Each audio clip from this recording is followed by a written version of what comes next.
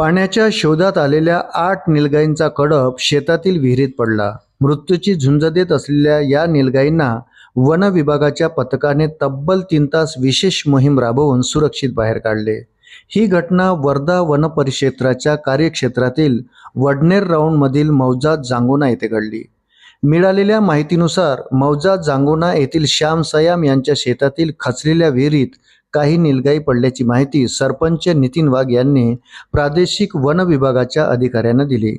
माहिती मिळताच उपवनसंरक्षक हरवीर सिंग, सहाय्यक वनसंरक्षक हरिलाल सरोदे, माधव आडे, वन परिक्षेत्र अधिकारी वैशाली भलावी यांच्या मार्गदर्शनातील चमू तातडीने घटनास्थळी पोहोचली।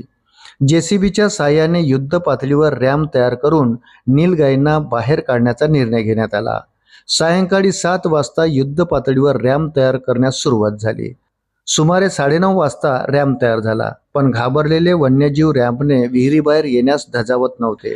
9:15 वाजताच्या सुमारास 8 पैकी 1 नीलगाय रॅम्पने विहिरीबाहेर येण्याचा प्रयत्न केला। त्या पाठोपाठ इतरही 7 नीलगाई विहिरीबाहेर आल्या। अशाच नवनवीन अपडेट्ससाठी व्हिडिओला लाईक आणि चॅनलला सबस्क्राईब जरूर करा। धन्यवाद।